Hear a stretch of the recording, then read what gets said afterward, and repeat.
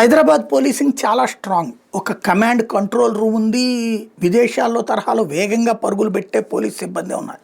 కాకపోతే రాజకీయ పరంగా వాళ్ళు ఈ మధ్యన ఒత్తిళ్ళు ఎదుర్కొంటున్నారు కాబట్టి వాళ్ళల్లో ఆ స్పీడ్ తగ్గిందా?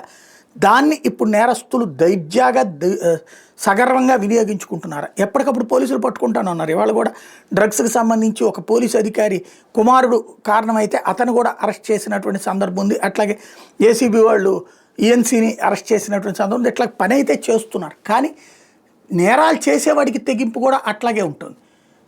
తాజాగా ఇవాళ పట్టపగలు, రాత్రిపూట కూడా కాదు, పట్టపగటి పూట కమ్యూనిస్టు పార్టీ నాయకుడు చందు రాథోడ్ని కాల్చి చంపినటువంటి సంఘటన సంచలనం సృష్టిస్తోంది. మలక్పేట శాలివాహన పార్క్ దగ్గర ఆయన వాకింగ్కి వస్తే ఆయన వాకింగ్ చేస్తున్న సందర్భంగా తుపాకులతో కాల్చారు. ముందు కళ్ళల్లో కారం కొట్టారట ముగ్గురు కలిసి. ఆ తర్వాత కాల్చారు. అక్కడికక్కడే ఆయన చనిపోయారు. ఎందుకు ఏమిటి అన్నది నిందితుల్ని పట్టుబడ్డాక తెలుస్తుంది. ఒక సిపిఐ అంత ప్రభావవంతమైనటువంటి స్థితిలో ఉందా, సిపిఐ నాయకుడిని చంపే అంతటి పగలు ఎవరికి ఉన్నాయి అన్నటువంటిది ఇప్పుడు తేలాల్సినటువంటి అవసరం. సాధారణంగా కమ్యూనిస్టులు ఏదన్నా స్థానిక భూ కబ్జాలు లేకపోతే అవినీతి ఇట్లాంటి అంశాల మీద ఉద్యమాలు చేస్తుంటారు.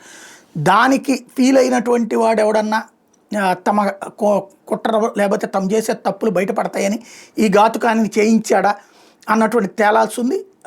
హైదరాబాద్ లాంటి మహానగరంలో జరిగిన కాల్పుల సంఘటన యావత్ సమాజము చూస్తుంది ఆటోమేటిక్గా. దీంట్లో పోలీసులు వేగంగా స్పందించాల్సిన అవసరం ఉంది.